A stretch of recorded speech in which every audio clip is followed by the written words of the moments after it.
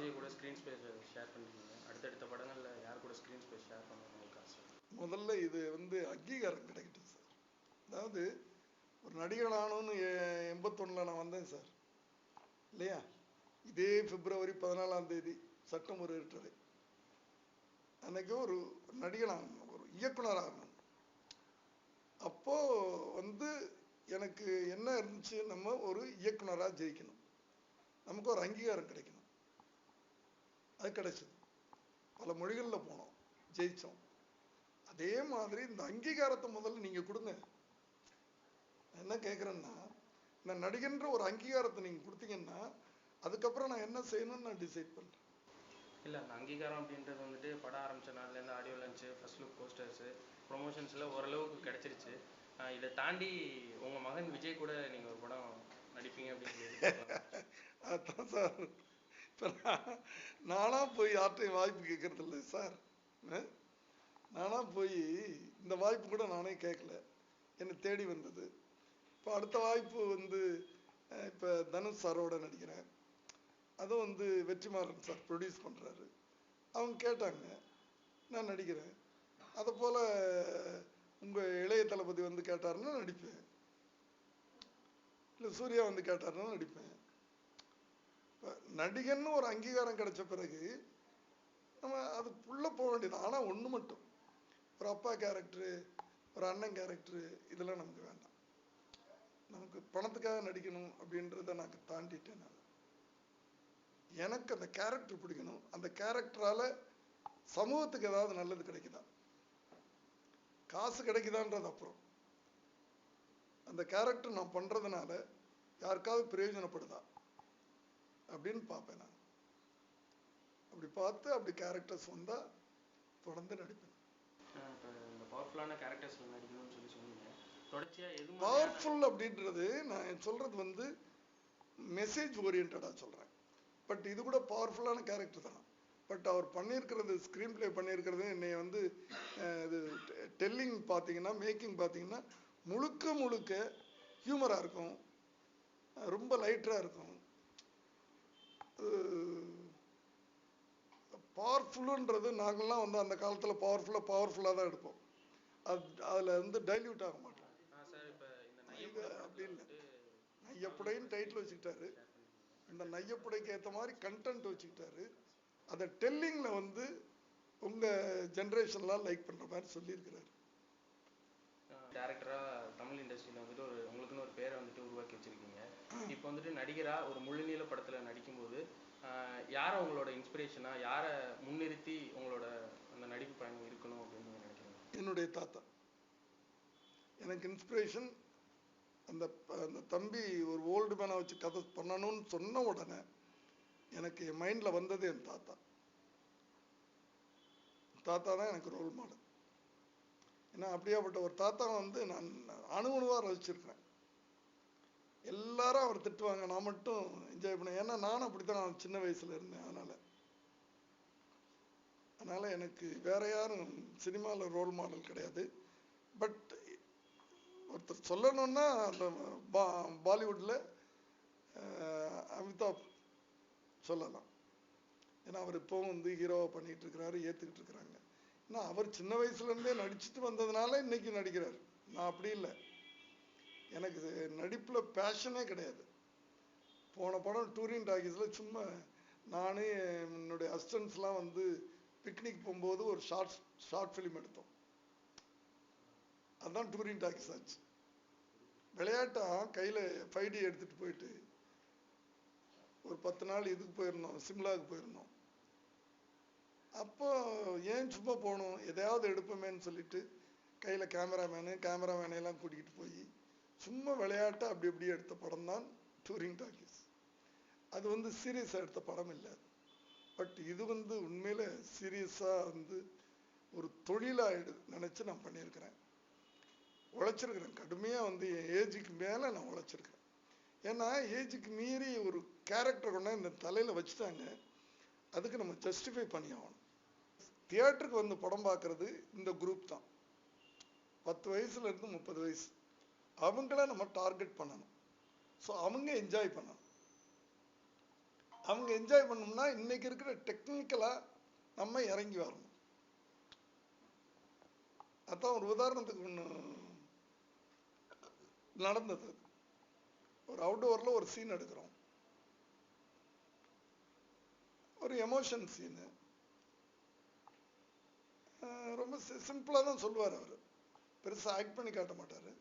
இது இது இது சிச்சுவேஷன் அங்கிள், இதான் விஷயம் அங்கிள், பண்ணிடுங்க அப்படின்ட்டு. அது ஒரு லெங்தி சீன். அது பண்ணும்போது எனக்கே வந்து எமோஷன் ஆயிட்டேன். நான் எமோஷன் ஆகி கண்ணில் கண்ணீர் வந்துருச்சு. சுத்தி இருந்தவங்க எல்லாம் கிளாப் பண்ணாங்க. நமக்கு எப்படி இருக்கும்? ஓ சூப்பரா கிழிச்சிட்டும் போல இருக்கு, கலக்கிட்டம் போல இருக்கு அப்படின்னு தோணுச்சு. மெதுவா இவர் வந்து கிரண் பக்கத்துல வந்து, அங்கிள் ஒன் மோர். என்ன தம்பி, நல்லா தானே நடிச்சேன், எல்லாரும் ரசிச்சாங்களே அப்படின்னு சொன்ன ஒரு வார்த்தை. மெதுவா, அங்கிள் நம்ம அழுதோம்னா தியேட்டர்ல சிரிக்கிறானுங்க. இந்த ஜெனரேஷன் படம் பார்க்குறவன் அதுக்கு அழுகிறதுக்குன்னு சீரியல் பார்க்க போயிடுறாங்க. தியேட்டர்ல நம்ம அழுதோம்னா அவ்வளவுதான். அதனால அண்டர் பிளே பண்ணுங்க. அவர் ஜெனரேஷன் அப்படி, அந்த ஜெனரேஷன் படம் பண்றோம்னா அந்த லெவலுக்கு தான் நம்ம படம் பண்ணணும்.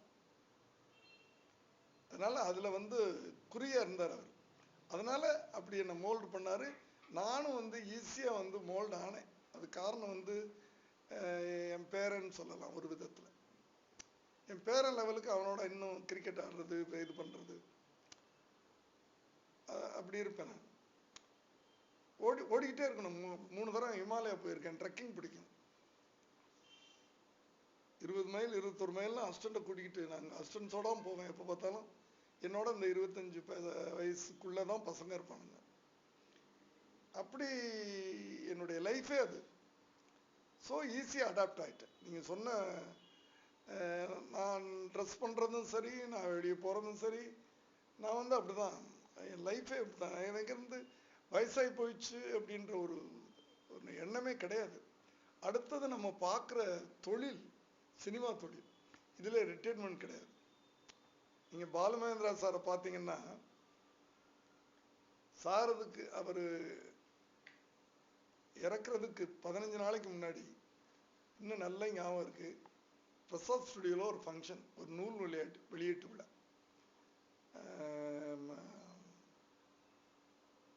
கேமராமேன் என் படத்துக்கு பண்ணியிருக்காரு.